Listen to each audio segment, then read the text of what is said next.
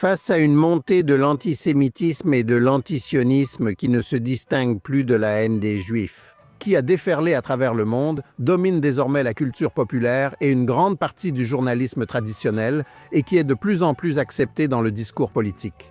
Que peuvent faire les Juifs? Au lieu d'abandonner face à des obstacles écrasants, la réponse est de riposter en renouant avec l'esprit des grandes heures de l'activisme juif américain en faveur des Juifs soviétiques. En d'autres termes, il est temps que les Juifs américains commencent à agir comme des refusniks. Aujourd'hui, dans Think Twice, nous discutons de la manière de retrouver l'état d'esprit des refusniks avec l'auteur d'un nouveau livre qui nous explique comment y parvenir.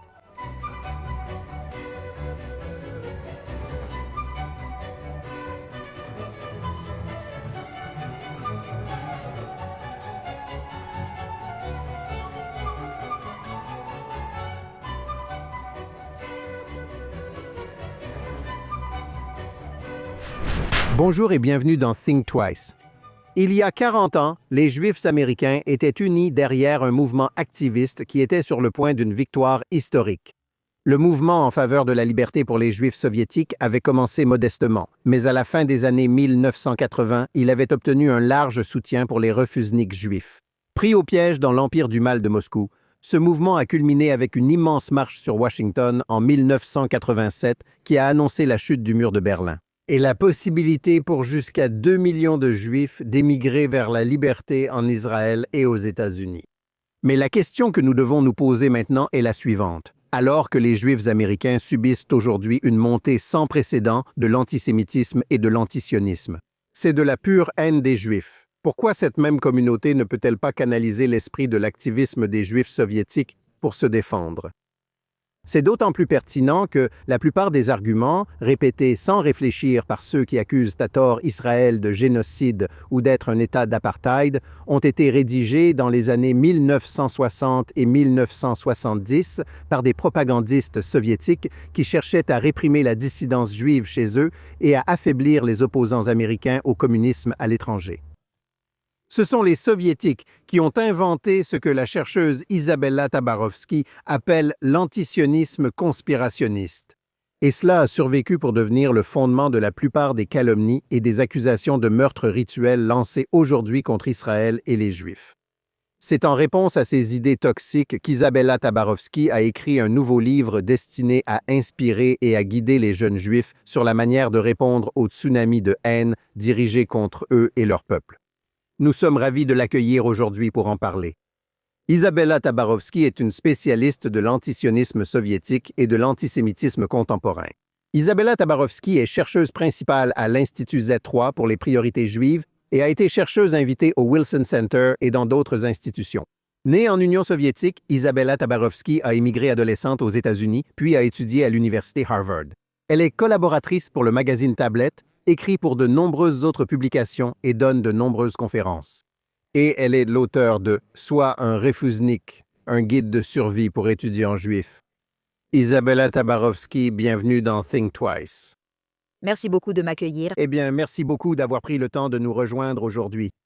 Je voudrais commencer par vous demander pourquoi l'histoire du mouvement pour les Juifs soviétiques est si pertinente face aux défis auxquels les Juifs sont confrontés aujourd'hui. Eh bien, c'est pertinent pour plusieurs raisons.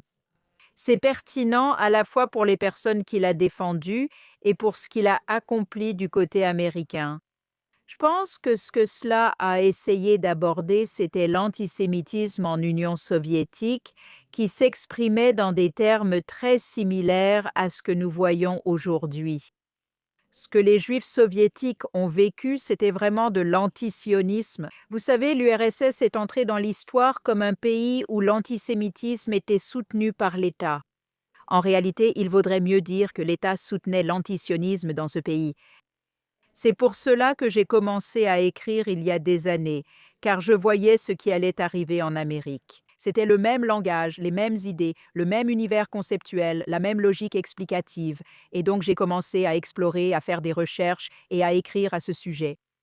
Et du côté américain, le mouvement pour les Juifs soviétiques était tellement important parce qu'il rassemblait les Juifs américains ainsi que les Juifs britanniques et aussi au passage les Juifs australiens et les Israéliens. dans une lutte pour leurs propres droits, pour leur propre peuple, vraiment.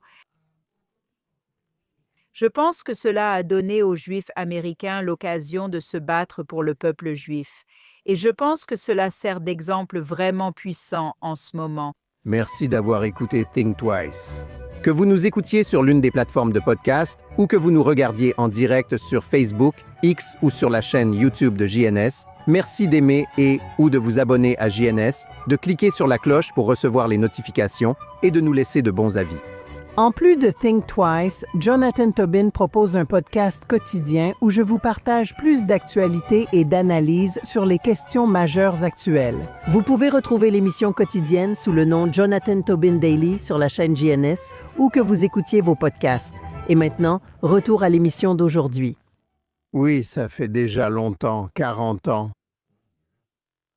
Mais le contraste entre le succès du mouvement pour les Juifs soviétiques, bien que je devrais ajouter qu'il a commencé très modestement aux États-Unis, puis a fini par devenir quelque chose qui englobait toute la communauté.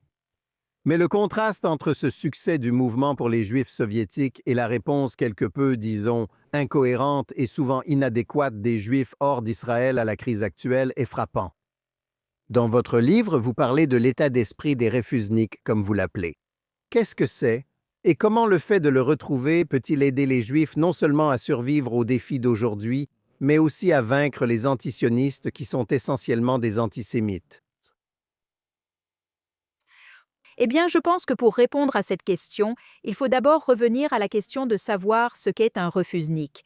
Que signifie vraiment ce terme? Oui, Donc, je pense que c'est resté dans les mémoires, comme vous savez, des Juifs qui ne pouvaient pas émigrer de l'URSS. On ne pouvait pas émigrer de l'URSS, c'était interdit. Et donc, des Juifs ont demandé à émigrer après la guerre des 6 jours. La victoire d'Israël lors de la guerre des 6 jours les a profondément inspirés. Et donc, ils ont compris qu'ils voulaient faire partie de l'État juif. Vous savez, ils ne voulaient plus faire partie de l'histoire soviétique. Ils voulaient faire partie de l'histoire juive. Alors, ils ont fait une demande d'émigration et ils ont reçu des refus. Leur demande a été rejetée. Et c'est ainsi qu'est né le terme refusniks. Leurs demandes ont été refusées. Mais il y avait un autre terme ou une autre façon de voir les choses et une autre façon d'y penser. Et en fait, les leaders du mouvement, les militants du mouvement, se voyaient eux-mêmes ainsi. Avant que l'État ne les refuse, c'est eux qui ont refusé l'État. Et ils ont refusé, ce qui est le plus important pour nous aujourd'hui, ils ont refusé l'accord que l'État leur proposait. Ils ont refusé cette idée selon laquelle on attendait d'eux qu'ils vivent dans un environnement hostile en tant que juifs et qu'ils acceptent ou acquiescent à ces idées antisionistes qui circulaient partout. Vous savez, l'Union soviétique a mené une campagne antisioniste vraiment massive à partir de 1967. Elle a toujours été antisioniste, mais c'est en 67 que cela commence vraiment de façon concentrée, à la fois à l'intérieur du pays et à l'étranger.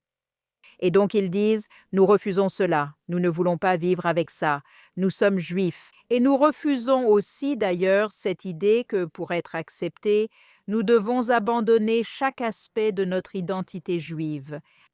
Vous savez, et de toute façon, ils ne l'accepteront pas, et je pense que c'est aussi une grande leçon pour aujourd'hui. Les Juifs qui pensent peut-être qu'ils devraient abandonner certaines idées de ce que cela signifie d'être juif, qu'ils devraient renoncer à leur sionisme, qu'ils devraient couper leurs liens avec Israël. Ils pensent qu'ils seront aimés et acceptés dans les milieux progressistes, mais ils se trompent. L'histoire montre que cela n'arrive pas. Plus vous cédez, plus on vous en demande, et c'est déjà le cas aujourd'hui. Nous voyons cela arriver aux grands antisionistes juifs comme Peter Beinart. Vous savez, ils sont déjà confrontés à cela. Et donc, l'état d'esprit des réfuseniks, avant tout, je pense, c'est cette attitude de défi et ce refus d'accepter les miettes qu'on vous donne en échange de l'abandon de votre identité juive. Et donc, je commence le livre. Mon tout premier chapitre consiste à vous réapproprier votre sionisme. Chaque chapitre est essentiellement une leçon qui vient de ce mouvement, mais aussi de mes entretiens avec de jeunes militants juifs d'aujourd'hui. Donc, se réapproprier son sionisme, c'est ce que les réfusniks ont fait à l'époque et ce que les jeunes juifs américains sur les campus, qui sont devenus ou deviennent des leaders aujourd'hui, font également. Ils savent qu'on ne peut pas abandonner le sionisme. On vous dit de l'abandonner, mais vous devez le reprendre. Il y a une autre leçon à tirer sur le rejet du statut de victime. Il y a une histoire vraiment intéressante liée aux réfusniks. Ils rencontrent avec l'auteur d'Exodus, Léon Uris. Exodus était un roman très populaire qui décrivait la fondation de l'État. Il a été adapté en un film vraiment très populaire. Et vous savez, Léon Uris vient en URSS, je crois, dans les années 80, et il rencontre les réfusniks. Et une chose qu'il dit, c'est « Vous savez, je m'attendais à ce que vous soyez des victimes, mais vous ne l'êtes pas. Vous êtes persécutés. Vous savez, les réfusniks ont enduré des années dans le goulag. Ils étaient suivis par le KGB à chaque pas.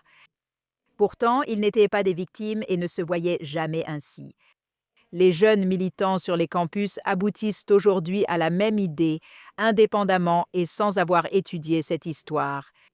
Indépendamment, ils disent que nous ne pouvons pas être des victimes dans notre propre histoire, nous devons être des héroïnes dans notre propre histoire. Et donc, il y a un changement d'état d'esprit qui, je pense, est vraiment, vraiment nécessaire pour résister à ce moment. Oui, je suis là. J'ai 2 réactions très fortes à ce que tu viens de dire. La première, c'est quand tu parles d'être un héros et de le revendiquer. Face à certains des pires de ces groupes, tu sais, antisionistes, antisémites, sur les campus universitaires, les dirigeants juifs disent d'abord aux juifs de rester sur place, de se protéger. Rentre chez toi, non seulement ne les défie pas, tu sais, quitte le campus. Et c'est tout le contraire, en quelque sorte, de l'esprit du mouvement en faveur des juifs soviétiques, pour ceux d'entre nous qui sont assez âgés pour s'en souvenir. Et j'adore l'anecdote dans ton livre quand tu parles du moment où l'un des réfusniks a rencontré Léon Uris. Quand il est venu, tu sais, en Union soviétique et qu'il leur a parlé de comment, tu sais, dans les résumés que son roman avait été, tu sais, traduit et se transmettait de main en main, les gens le lisaient, le dévoraient. Et la première réaction d'Uris a été « Appelez mon avocat ». Tu sais, il vole mon livre, tu sais, et je ne touche pas de droit d'auteur avant de réaliser ce qu'ils font réellement. Oui, exactement. Son livre a été une source d'inspiration incroyable pour les Juifs soviétiques, pour les réfusniks. Tu sais, il y a une citation attribuée à Kharansky. Je n'ai jamais pu le confirmer, mais c'était quelque chose comme « Donnez-moi, je ne sais pas, 10 000 exemplaires du roman d'Uris et je convertirai tous les Juifs du RSS en sionistes. » Je ne sais pas si c'est vrai ou non, mais c'est certain que ça a eu cet effet. Ceux qui ont lu le livre ont certainement été très profondément influencés et sont devenus, en fait, il y a tout un tas d'anecdotes où les réfusniks disent que, vous savez, même leurs amis et leurs proches, qui n'étaient jamais particulièrement sionistes, ont lu le livre. Et ils ont soudainement ressenti un lien si fort avec la terre, avec l'État, avec l'histoire derrière la fondation de l'État, que cela les a vraiment transformés en sionistes. Oui. Vous savez, c'est un chapitre intéressant de l'histoire juive, de l'histoire littéraire juive. Vous savez, Léon Uris était un romancier populaire. Il n'était pas très estimé dans les cercles littéraires, y compris les cercles littéraires juifs. Mais pourtant, son livre a eu un impact énorme, bien plus grand que ce que quiconque avait imaginé à sa sortie, simplement parce qu'il répondait à ce besoin de reconquérir l'identité juive. Je souhaite maintenant examiner vos 6 stratégies évoquées dans le livre. Et dans ce livre, comme vous le dites, vous mélangez des histoires du mouvement des Juifs soviétiques avec celles des succès actuels. La première d'entre elles était « Revendiquez votre sionisme ». Maintenant, vous savez, c'est quelque chose d'intéressant. Moi-même, j'ai parlé à des étudiants juifs. Et parfois, vous savez, on entend... Je me souviens d'un jeune étudiant qui était en quelque sorte un leader juif sur le campus. Et elle était largement connue sur les réseaux sociaux de cette école sous le nom de Petite Miss Sioniste. Et en fait, elle l'assumait complètement. Elle disait « Oui, c'est moi ». Mais la vérité, c'est que la plupart des jeunes juifs qui ont, vous savez, baigné dans ce monde éveillé de l'éducation américaine, ou à cause de la montée de la théorie critique de la race, de l'intersectionnalité, du colonialisme de peuplement, du sionisme, vous savez, les Juifs, vous savez, Israël est. Ils sont tous identifiés comme des oppresseurs blancs. ce qui est un gros mensonge. Il est vraiment difficile pour les gens de revendiquer à nouveau leur sionisme. Je pense qu'à certains égards, c'est plus difficile maintenant qu'auparavant. Eh bien, je pense que tu as probablement raison. Je pense que c'est un moment très difficile. Et ce que je dis dans le livre, que je trouve vraiment important, et c'est aussi quelque chose que j'ai appris d'une des militantes que j'ai interviewées, Adela Cohab, qui dit, tu sais, toi, tout le monde ne peut pas être militant, et tout le monde ne devrait pas l'être. Tu sais, peut-être que tu veux être une défenseuse plutôt qu'une militante. Elle se voit comme défenseuse et explique la différence dans le livre. Mais j'irai même plus loin que ça. Je pense que, regarde, si tu regardes le mouvement pour les Juifs soviétiques, si tu regardes le mouvement des Refusniks, tu sais, les Refusniks eux-mêmes qui sont au cœur de cette Union soviétique toute puissante, n'est-ce pas? Ils n'ont vraiment aucun pouvoir. Mais la façon dont ils structurent leur mouvement, tu sais, tout le monde n'est pas un Nathan Sharansky. Tout le monde n'est pas là à défier le système à chaque étape. Et prêt à souffrir, comme il a souffert, oui. Exactement. 9 ans dans le goulag, dans les prisons les plus dures, avec, vous savez, cette conviction ou cette détermination qu'il ne va suivre aucun ordre donné par le KGB. Il tient bon jusqu'au bout. Vous savez, il va jusqu'au bout de ses principes. Tout le monde ne peut pas être comme ça et tout le monde n'a même pas besoin de l'être. Donc il y a, vous savez, je vois ça un peu comme des cercles concentriques. Des personnes comme Sharansky et une ou deux douzaines d'autres sont devenues des Refusniks célèbres autour desquels les Juifs américains se sont rassemblés. Ils sont devenus des symboles du mouvement. Et puis autour d'eux, il y avait un cercle concentrique d'activistes. Peut-être, disons que c'était quelques centaines de personnes, peut-être quelques centaines de personnes qui les soutenaient. Qui vraiment? Qui participait à l'impression de la littérature auto-éditée? Certains faisaient ça, qui tapaient ces copies du roman de Léon Houry Star le soir, n'est-ce pas? Ils servaient, vous savez, ils communiquaient avec les prisonniers du goulag. Donc ça fait quelques centaines de personnes. Elles étaient aussi en danger. Elles étaient alors peut-être moins en danger que les personnes au centre. Un cercle plus large les entoure, mais nous ignorons combien de personnes ont été empêchées de sortir. Peut-être des dizaines de milliers, voire plus. Certaines d'entre elles participent aussi au mouvement, mais de façon plus discrète et modeste. Et d'ailleurs, dans ce deuxième cercle, il y a aussi des professeurs d'hébreu qui ont été particulièrement ciblés par le KGB. Dans ce cercle extérieur, il y a des personnes qui assistent à ces cours d'hébreu. Ce sont des personnes qui transportent discrètement des choses d'un point A à un point B dans leur sac à dos sans que personne ne le sache. Ou peut-être qu'elles vont acheter du papier pour ce projet d'auto-édition, vous savez. Ou alors peut-être ce sont simplement des personnes qui discutent dans leur cuisine et qui racontent à leurs enfants, qui rentrent de l'école et disent « On vient de me dire qu'Israël est l'agresseur et qu'Israël tue des femmes et des enfants arabes pour s'amuser. » Vous savez, alors peut-être que tout ce que vous faites, c'est dire à vos enfants que c'est un mensonge. Je pense que c'est notre situation actuelle. Tout le monde n'a pas à parler en public, ce n'est pas pour tous. On ne peut pas tous être une Chabos Gestenbaum. Tout le monde ne peut pas être une Yali Jacobi qui est présente sur les réseaux sociaux et qui mène vraiment ce combat. Et je sais que ce n'est pas facile pour lui.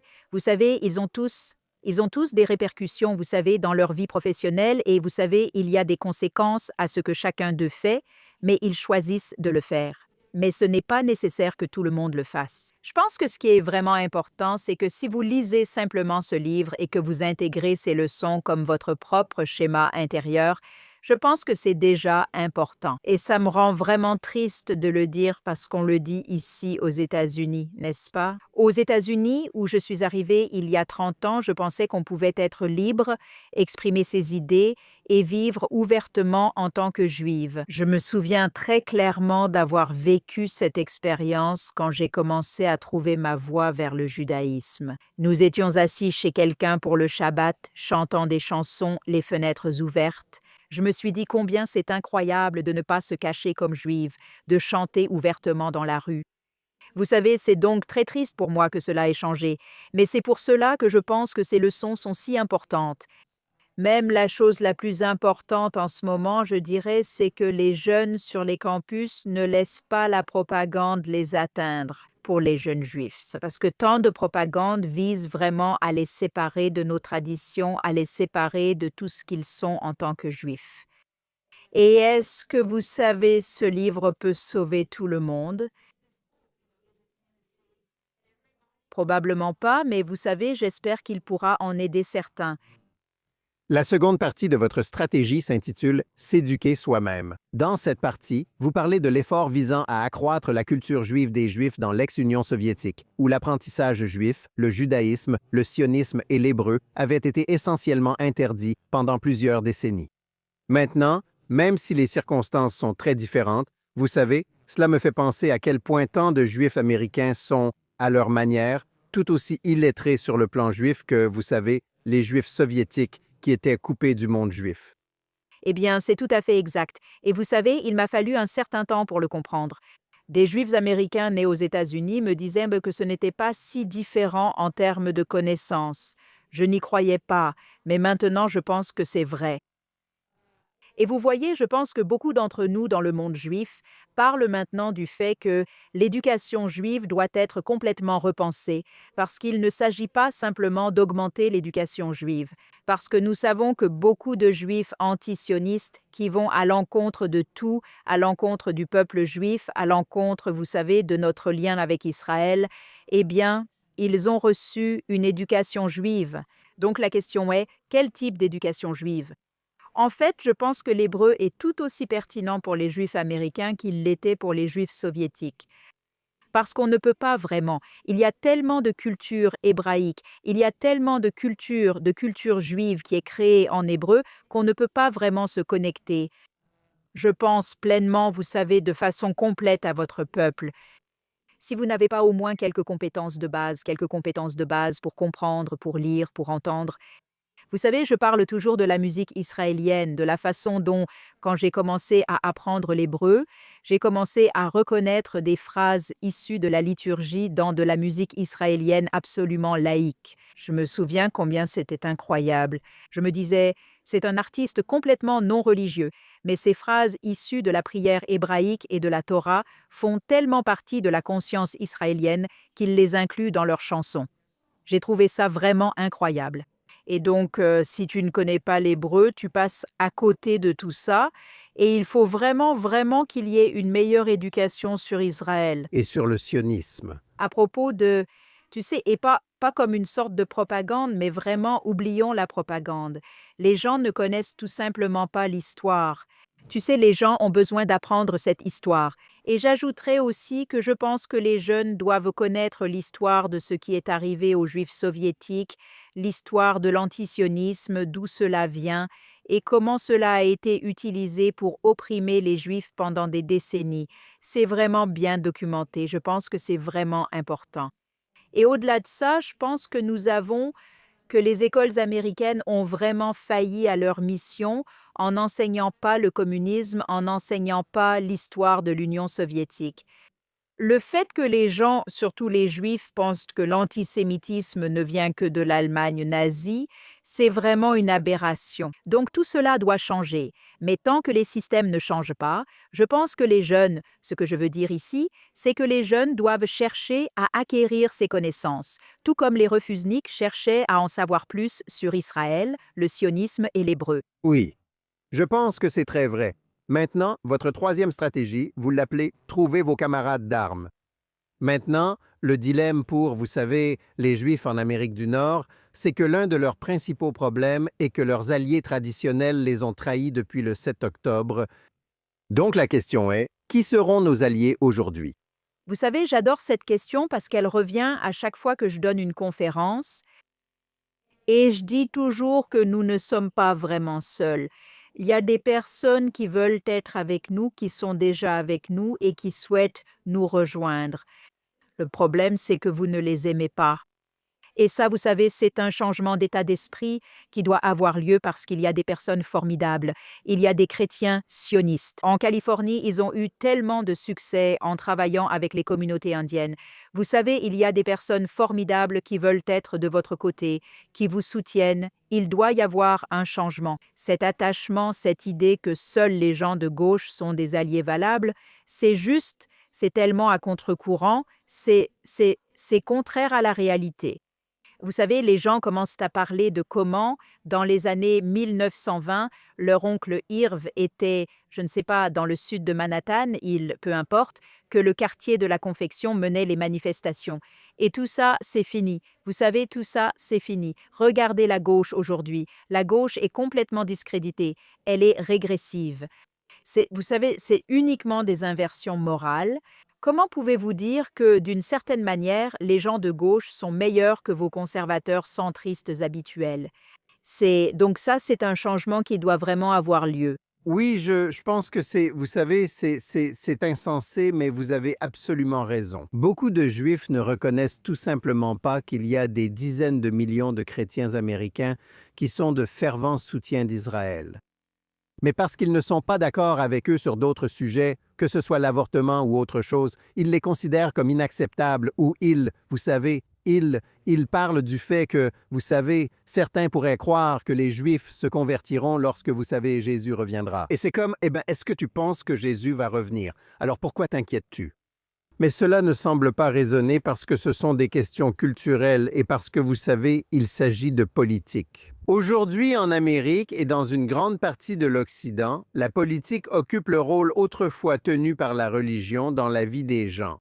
Donc, c'est ce qui a vraiment du sens pour eux. Et c'est pourquoi ils sont si réticents à tendre la main à des personnes qui sont leurs amis et à le reconnaître. Vous savez, aussi sombre que la situation puisse paraître en ce moment, en 2020, vous savez, en mai 2026, avec la montée de l'antisémitisme. Vous savez, les Juifs ne sont pas seuls dans ce pays. Et vous savez, le soutien au sionisme est important, profondément ancré dans l'ADN politique de l'Amérique. C'est juste que ce n'est pas ce dont on entend parler. C'est vrai. C'est exactement ça. Vous savez, j'en parle souvent en termes de relations de couple. Vous savez, c'est comme si la gauche, vous savez, les Juifs en Amérique pensent d'une certaine façon que pour être allié avec quelqu'un, il faut l'épouser. Mais ce n'est pas comme ça que ça fonctionne. Vous savez, il est tout à fait possible d'être avec quelqu'un simplement sur la base de quelques points d'accord. Comme je le dis souvent, c'est comme si vous pensiez être marié à la gauche, mais elle est partie, a épousé quelqu'un d'autre et ne reviendra pas. Alors il faut arrêter de regretter celle qui est partie et commencer à se tourner vers celles qui veulent être avec nous. Oui, c'est très bien dit. C'est une analogie appropriée. Maintenant, ta prochaine stratégie dans ton livre, tu l'appelles « faire ce qu'on n'attend pas ». Ton exemple sur les Juifs soviétiques est celui où le cas où des Juifs ont tenté de détourner un avion. Ton exemple actuel concerne un Juif attaquant une université en justice. Il y a cependant une grande différence entre les deux. Et même si nous ne voulons pas encourager les Juifs à détourner des avions ou à commettre des crimes ici, dans un pays où il y a un état de droit, contrairement à l'Union soviétique, ils doivent cesser de jouer selon les règles des antisémites. C'est le point principal, non? C'est tout à fait exact. Et je précise bien cela dans le livre pour m'assurer que je ne fais pas ici l'apologie du détournement d'avions. Mais oui, agir de manière plus créative. Vous savez, vous n'êtes pas obligé de simplement... Je me souviens qu'à un moment après le 7 octobre dans une université, je ne me souviens même plus laquelle, mais l'université a bloqué le passage aux Juifs. Et ensuite, les Juifs ont dû passer par une autre entrée. Et je n'arrivais pas à y croire. Je n'arrivais pas à croire qu'ils aient vraiment fait ça. Vous voyez, qu'ils ne soient pas simplement restés là à dire « Pourquoi ne pouvons-nous pas passer par ici ?» Vous savez, c'est finalement ce que fait Chabos Kestenbaum dans cette vidéo virale que je décris aussi dans le livre, et beaucoup de gens l'ont probablement vu, où il s'approche du campement au MIT.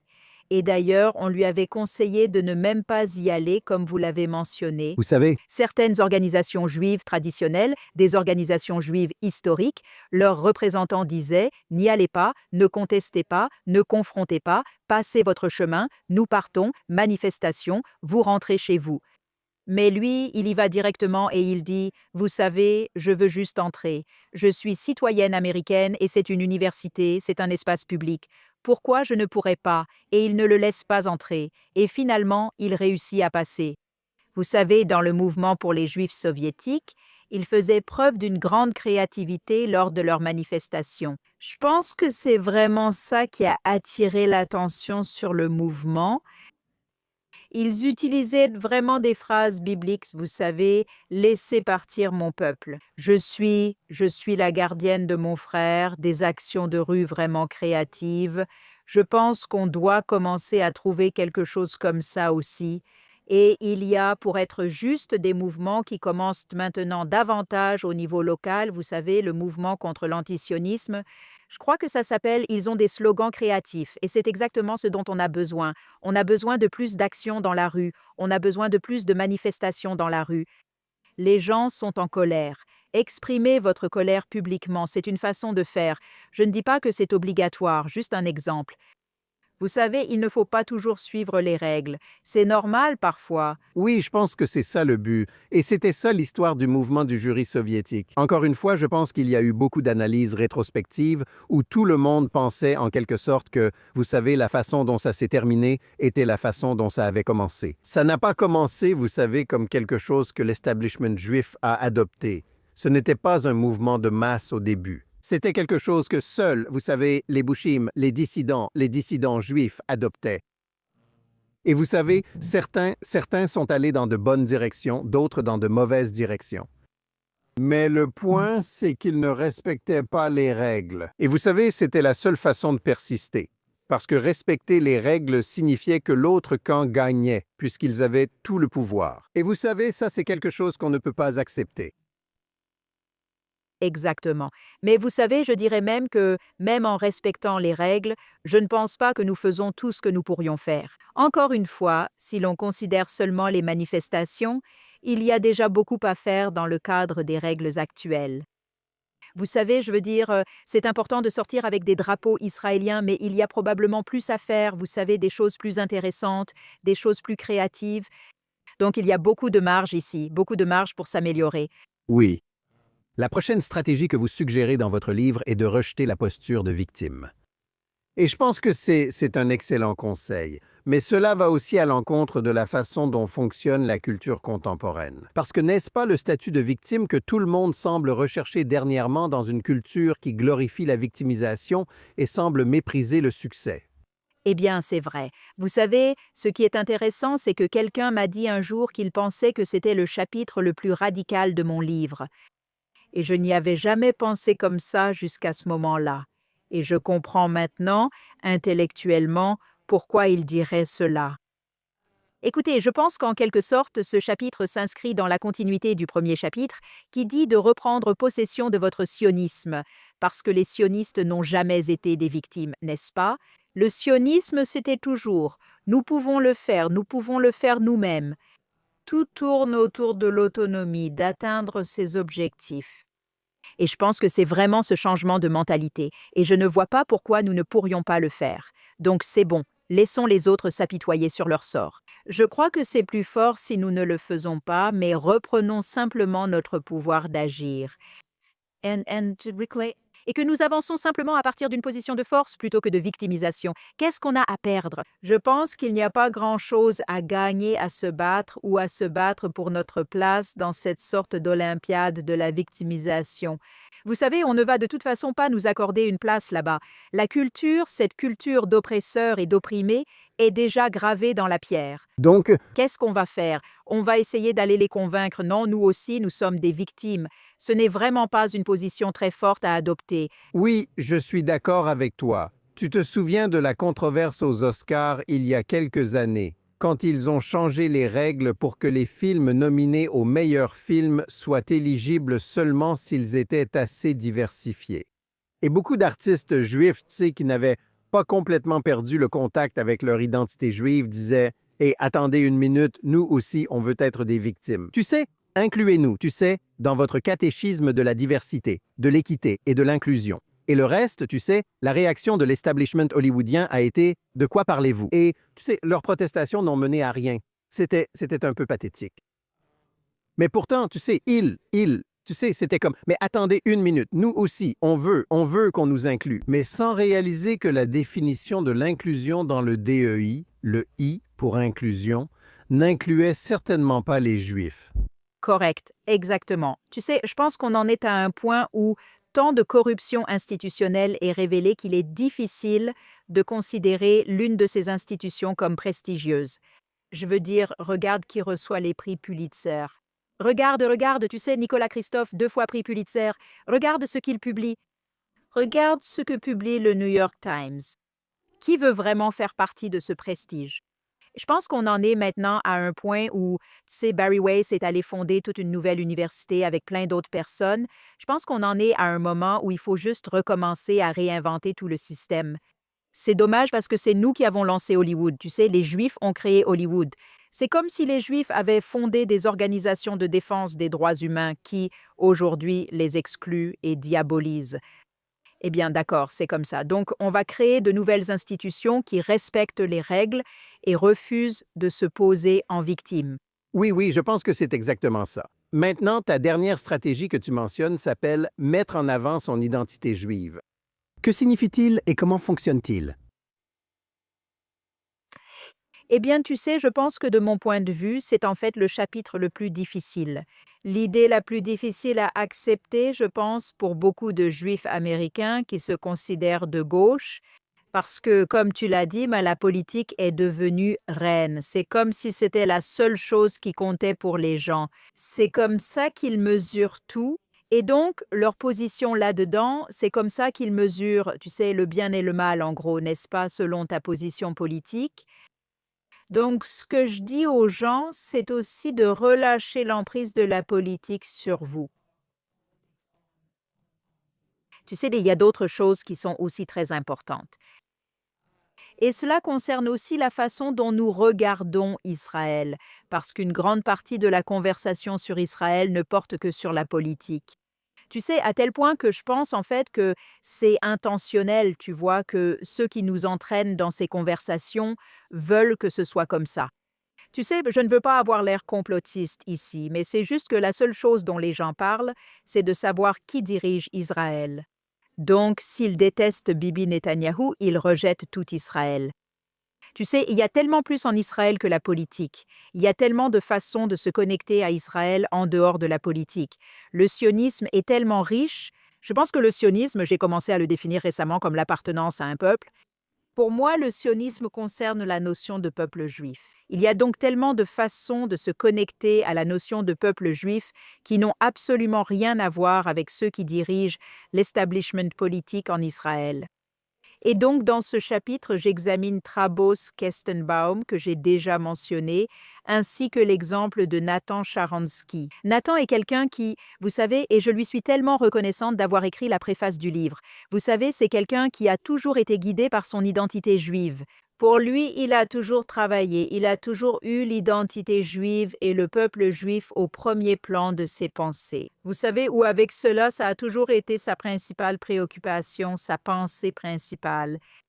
Et quand on regarde ce qui le motive principalement, et quand on regarde par exemple Chabos qui commence jeune homme inscrit comme démocrate, et je crois qu'il a voté pour Bernie Sanders, et il se considère toujours comme progressiste dans ses valeurs. Mais ensuite, lorsqu'il est confronté à ce qu'il vit après le 7 octobre, il en vient à la conclusion que le parti pour lequel il a toujours voté ne soutient pas le peuple juif.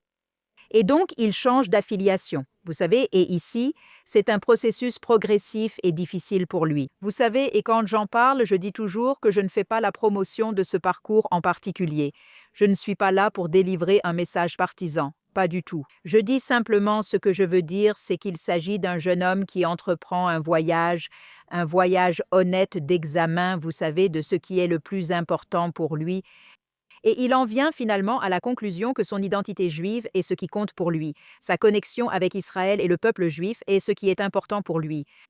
Et il prend ses décisions politiques en fonction de cela. Donc, c'est pour cela que je plaide en faveur de ce type d'examen honnête et impartial. Vous savez, ne soyez pas aussi partisans, dans le sens politique américain du terme, au point de ne rien voir d'autre derrière ou au-delà de cela. Oui, je pense que c'est très important. Je voudrais revenir sur un point évoqué plus tôt. Et c'est le problème que la plupart des gens, vous savez, manquent de courage pour s'exprimer et se démarquer. Vous savez, c'est très difficile. Et comment ceux qui ne veulent pas être pris pour cible, vous savez, qui ne veulent pas être des héros et ne veulent même pas vraiment se démarquer, la plupart des jeunes, vous savez, ils ne voudront pas se conformer. C'est comme ça, vous savez, que la plupart Vous savez, seuls, vous savez, les exceptions sont prêts à, vous savez, être un peu le carré dans le rond. Vous savez, le carré qui ne rentre pas dans le trou rond. Encore une fois, comment un étudiant juif lambda, un jeune, comment ont-ils résisté? Vous savez, comment sont-ils devenus des refusniks à leur manière? Eh bien, écoutez, vous savez, je vais d'abord le dire avec les mots de l'une des jeunes que j'ai interviewées, Alisa Bernstein, qui dit: Écoute, fais quelque chose de petit, fais quelque chose de petit, de juif. Fais quelque chose de juif, même quelque chose de très petit, qui te relie à ton judaïsme, qui te relie à ton identité juive. Allume des bougies pour Shabbat, nul besoin qu'on les voie. Porte ton étoile de David, sans obligation de la montrer ou de la porter dehors. Porte-la sur toi pour que tu saches qu'elle est là. Tu sais, visite Israël. Entre en contact avec d'autres personnes qui pensent comme toi. Tu sais, ne reste pas seul à ruminer tes pensées, mais connecte-toi avec d'autres juifs. Tu sais, il y a beaucoup de juifs qui se considèrent comme des juifs du 8 octobre, qui ont découvert, y compris des jeunes, tu sais, qui ont découvert que leur lien avec leur identité juive est très important pour eux. Et donc, ils vont vraiment approfondir ce lien. C'est en partie, tu sais, le but de mon chapitre sur le fait de trouver tes camarades de combat. Batte-toi avec d'autres personnes. Ne reste pas seul. Forme simplement ton propre petit cercle. Tu n'as pas besoin d'être exposé au monde entier, mais garde simplement cette lumière allumée en toi. Oui, dans ton livre, tu mentionnes, tu sais, un chapitre historique que je pense profondément pertinent pour notre époque actuelle, et qui est, tu sais, la façon dont un certain nombre de Juifs peuvent toujours être recrutés pour faire le sale boulot des antisionistes et des antisémites. Et c'est certainement vrai aujourd'hui. Mais tu soulignes dans ton livre l'histoire d'un précédent important de Juifs qui se sont exprimés contre Israël dans l'histoire de l'Union soviétique et du communisme. Peux-tu nous parler des Juifs qui ont exécuté les ordres du régime soviétique antisémite, aussi bien dans les premières années du communisme que dans les années 1970? C'est un chapitre de l'histoire que la plupart des Juifs américains connaissent très peu, voire pas du tout. Eh bien, tu sais, je commence par l'histoire du Bund et de la Yevsektsiya, la section juive du Parti communiste. C'est une histoire qui est en fait extrêmement pertinente aujourd'hui, parce que nous vivons actuellement une période marquée par cette étrange nostalgie du Bund. Tu sais, il y a un nouveau livre qui vient de sortir sur le Bund et à quel point c'était merveilleux. Tous ces juifs qui ne voulaient pas être sionistes, qui rêvaient tous ensemble, tu sais, de cette solidarité juive, etc., etc., etc. Je veux dire, tout d'abord, c'est vraiment une déformation et une fausse caractérisation du Bund, parce qu'en réalité, le Bund était nationaliste. Tu sais, il voulait juste être nationaliste dans la diaspora. Les socialistes et socialistes juifs actuels regrettant le Bund disent « Nous sommes contre le nationalisme, donc nous voulons être bundistes ». Ils seraient surpris de découvrir qui étaient vraiment les bundistes. Mais sans entrer dans trop de détails, l'histoire, c'est que les membres du BUND sont recrutés par les bolcheviks, par le parti de Lénine, pour rejoindre ces sections juives, dont le rôle est essentiellement de rallier la communauté juive russe à leur cause. C'est le gouvernement soviétique, la section juive, qui est en quelque sorte le parti communiste du Parti communiste, qui dirige déjà, vous savez, l'Union soviétique. Exactement. C'est juste après la révolution de 1917, au début des années 20, et ces sections juives, connues sous leur nom russe de Yevsektsiya, qui est difficile à prononcer, mais je veux quand même le mentionner, vous savez, elles font vraiment des choses terribles. Vous savez, ils persécutent, ils s'attaquent à trois choses en particulier. Ils s'en prennent à l'hébreu, au sionisme et au judaïsme. Et ils veulent éradiquer les trois.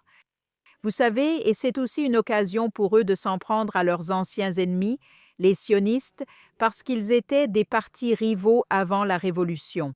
Alors ils persécutent les deux, ils éradiquent l'hébreu et ils éradiquent la religion. Et beaucoup de cela, vous savez, est en partie soutenu par la plateforme et les objectifs généraux des communistes. Et une partie de cela vient simplement de leur propre enthousiasme. Mais ce qui se passe, c'est qu'à la fin, vous savez, ce sont les membres du Bund qui finalement rejoignent le Parti communiste. Ne sont pas suffisamment internationalistes non plus pour les communistes russes, qui les considèrent simplement comme, d'accord, ce sont toujours des juifs, ce sont toujours des nationalistes juifs. Et ils finissent dans les mêmes camps que les sionistes, avec les camarades sionistes qu'ils avaient envoyés dans ces camps plus tôt. Donc, vous savez, c'est un exemple vraiment poignant de ce qui se passe lorsque les Juifs rejoignent ces mouvements universalistes et internationalistes, parce qu'au final, leur judéité n'est pas du tout tolérée. Et ce qui se passe ensuite, c'est que, bien sûr, il y a la Shoah qui anéantit tout. Essentiellement la diaspora juive qui se trouvait dans les territoires occupés par les nazis en Pologne et en Ukraine, qui étaient les terres où le Bund pensait que les Juifs vivraient dans la diaspora. Et finalement, ce sont les sionistes qui ont sauvé la situation. Vous savez, ce sont les sionistes qui remportent cette terrible lutte qui commence au début du XXe siècle. Et ce sont eux qui apportent, qui établissent, qui réalisent leur programme politique. Ils fondent l'État. Ils amènent les survivants de la communauté juive européenne en Israël. Ils continuent à sauver les Juifs du Moyen-Orient, vous savez, les Juifs d'Afrique du Nord. Ils sauvent vraiment et finalement ils sauvent les Juifs soviétiques, n'est-ce pas, quand l'Union soviétique s'est effondrée. Et même dans les années 70, où sont allés les Juifs? Ils sont allés en Israël. Certains sont allés en Amérique, mais la majorité, au final, s'est retrouvée en Israël. Donc, vous savez, la nostalgie pour le Bund c'est presque morbide, vous voyez, parce que c'est une histoire. L'histoire du Bund se termine par une annihilation de masse, se termine par le génocide des Juifs. Alors que les sionistes créent une culture dynamique qui continue, vous savez, encore, et qui produit cette culture incroyable que nous avons en Israël aujourd'hui.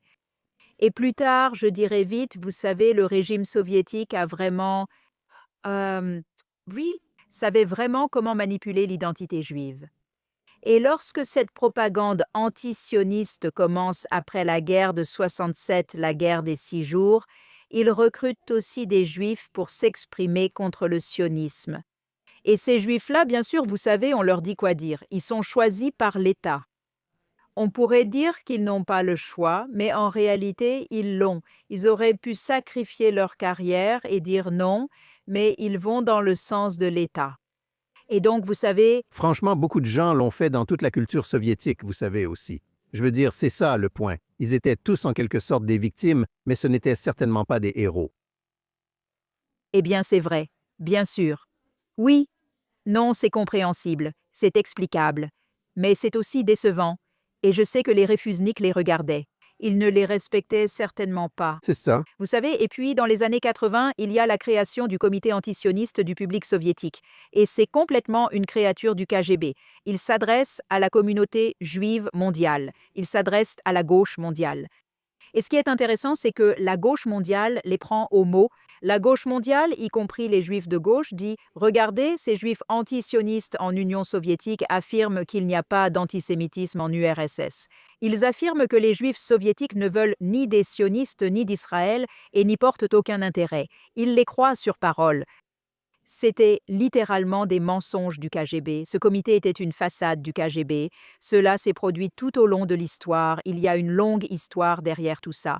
Vous savez, et aujourd'hui, vous voyez des Juifs être utilisés et manipulés de la même manière par toutes sortes d'acteurs antisémites qui créent, vous savez, des groupes comme Juifs pour choisissez un nom. Bien sûr, c'est différent maintenant parce que les Juifs en Amérique le font par choix. Vous savez, personne ne les force à le faire. Donc, c'est une autre histoire. Mais je pense aussi que très souvent, ces Juifs ne sont pas forcément bien informés, surtout les jeunes. Donc, c'est une situation compliquée, c'est un tableau complexe. Oui, c'est une tragédie. Et comme tu viens de le dire, tu sais, la tactique qui consiste à évoquer l'histoire du Bund socialiste juif comme une arme contre les Juifs sionistes. Aujourd'hui, le Bund, tu sais, n'était pas du côté des gens qui projetaient de commettre un génocide contre les Juifs. Je veux dire, ils étaient les victimes de, tu sais, des gens qui voulaient commettre un génocide contre les Juifs. Contrairement aux Juifs antisionistes d'aujourd'hui qui, en essence, font le sale boulot de, tu sais, en quelque sorte, du Hamas, de l'Iran et de leurs alliés. Et je pense que c'est l'idée qu'ils étaient, comme tu l'as dit, comme tu viens de le dire, qu'une alternative au sionisme est tellement mal avisée. Tu sais, de cette façon, même s'ils étaient des rivaux politiques, ils avaient une vision très différente. Mais l'idée que, tu sais, l'antisionisme, que le Bund de toute chose, qui, tu sais, est mort dans les cendres de la Shoah et dans le goulag, soit d'une certaine manière l'alternative. C'est presque, tu sais, comme une secte qui vénère la mort. Tu sais, le Bund fait partie de l'histoire, tu sais, de la mort des Juifs. Le sionisme visait à donner à la vie juive, tu sais, un nouveau souffle, une nouvelle chance de vivre. Et le rejeter de cette manière est tellement contre-intuitif que c'est, oui, pour moi, l'analogie avec le FCI, tu sais, qui a fait le which did the sale boulot du NKVD puis du KGB est très approprié. Absolument. Oui, c'est un très bon point. Oui, c'est tellement important que bien sûr, le Bund n'était pas du côté de ceux qui l'étaient. Je veux dire, à part la Yevsektia, la section juive était du côté de ceux qui étaient vraiment contre les Juifs. Mais ça, c'était une petite partie. En général, bien sûr, exactement. Le Bund, les bundistes, N'étaient pas du côté de ceux, les sionistes, qui luttaient pour leur vie dans le ghetto de Varsovie. Vous savez, c'est la réalité de la fin du bundisme. Maintenant, oui, étant donné l'omniprésence de l'antisémitisme et de l'antisionisme dans notre culture populaire et la politique aujourd'hui, beaucoup de Juifs désespèrent vraiment de l'avenir. Mais vous terminez votre livre sur une note optimiste en citant le succès d'Israël. Et pourquoi cela signifie-t-il que, vous savez, cette génération est, vous savez, condamnée à l'antisionisme? Les sionistes sont aussi condamnés à l'échec que, vous savez, ceux du KGB qui pensaient qu'ils allaient, vous savez, vaincre Israël. Vous savez, croyez-vous vraiment que l'histoire est du côté d'Israël, du côté du sionisme, et non du côté, vous savez, des idoles de la culture populaire que tout le monde semble vénérer? eh bien, écoutez, je choisis simplement l'espoir, vous savez. Ah, t'es quoi? Que peut-on faire d'autre? Je veux dire, mais je crois vraiment que, écoutez, je crois fondamentalement que la vérité l'emporte à la fin. Vous savez, le problème auquel nous sommes confrontés avec le mouvement antisioniste, c'est qu'il surfe sur une vague montagneuse de mensonges. Vous savez, des mensonges qui ont été élaborés pendant des décennies par l'URSS, qu'ils ont adoptés puis développés avec leurs propres mensonges, vous savez, au fil des décennies suivantes. Vous savez, c'est vraiment étonnant quand on regarde ça et qu'on s'en rend compte. Juste, vous savez, quand on regarde la haine à laquelle les Juifs en Occident sont confrontés, et on se rend compte que tout ça est basé sur un mensonge, vous savez, comme le mensonge sur le génocide à Gaza, par exemple. C'est juste, c'est un mensonge, n'est-ce pas? Les accusations de meurtre rituel ont toujours reposé sur des mensonges. Donc, je ne dis pas que ce sera facile et je ne dis pas que ce sera rapide, mais je pense vraiment qu'à la fin, la vérité l'emportera parce que, enfin, comment pourrait-il en être autrement? Vous savez, et je vais dire autre chose, j'y ai beaucoup réfléchi à cette question des sociétés qui, dans le passé, ont été envahies par l'antisionisme. Elles ont toujours, en fin de compte, comme le dit Wolf, et je suis complètement d'accord avec elle, qu'elles sont toujours finalement devenues incompatibles avec la vie juive. C'est l'Union soviétique, ce sont les États arabes, c'est 100% vrai. Et donc, on se demande alors, est-ce que c'est ce qui va arriver à l'Amérique aussi? Et ici, je suis aussi un peu plus optimiste que je ne le serais peut-être en regardant l'histoire. Et c'est parce que, vous savez, l'Amérique est très diversifiée. Ce n'est pas entièrement géré depuis le centre. Vous savez, différents États établissent leur propre politique et vous voyez des Juifs quitter New York pour Miami, n'est-ce pas? Parce que la culture y est plus accueillante. Je pense qu'en Amérique, nous avons une base très solide, comme on le disait tout à l'heure, qui comprennent cela. Cette vague insensée de diabolisation antisioniste fait partie d'un ensemble avec l'anti-américanisme, l'anti-occidentalisme, l'anticapitalisme, tout ce que représente l'Amérique. Et je pense que ces personnes sont prêtes à combattre cette vague et cette culture. Cette culture est profondément enracinée. Mais je pense qu'il y a, vous savez, je pense que nous pouvons lutter contre cela. Et je ne pense pas que le résultat soit forcément acquis, vous savez. Donc je suis en fait optimiste. Oui, eh bien, je partage cet optimisme. Vous savez, je pense que les États-Unis, vous savez, les Américains ont vaincu les Allemands 2 fois, le communisme russe. Ils ne vont pas être vaincus par des gens comme les foules sur les campus universitaires et les adeptes du wokisme. Isabella, merci encore de nous avoir rejoints. Comment nos téléspectateurs et auditeurs peuvent-ils se procurer un exemplaire de Sois un réfusnic et comment peuvent-ils suivre votre travail? Vous pouvez donc trouver le livre sur Amazon. Je suis sur Twitter à Isa Tabaro. Je suis surtout sur Facebook. Je suis aussi un peu sur Instagram, mais la plupart des gens peuvent me trouver sur Twitter. Eh bien, super. Merci pour l'invitation, j'ai apprécié notre échange. Merci. Nous voulons aussi remercier notre public. Écoutez chaque jour l'édition quotidienne de Jonathan Tobin sur toutes les plateformes de podcast. Et que vous nous écoutiez sur l'une de ces plateformes ou que vous nous regardiez en direct sur Facebook, X ou sur la chaîne YouTube de JNS, merci d'aimer et ou de vous abonner à JNS, de cliquer sur la cloche pour recevoir les notifications et de nous laisser de bons avis. Veuillez nous écrire à thinktwice@jns.org et dites-nous où vous écoutez ou regardez l'émission ainsi que ce que vous en pensez. Je voudrais prendre un moment pour souligner que ce mois-ci, nous célébrons 5 ans de ce podcast, qui a été le premier des nombreux podcasts désormais disponibles sur JNS TV. Merci au producteur Zach Sickerman, aux éditeurs de JNS et à vous tous de nous regarder et de nous écouter chaque semaine au fil des années. Et nous espérons continuer ainsi. Alors merci d'être là. Et souvenez-vous, continuez à lire et à penser par vous-même. Et on se retrouve la semaine prochaine.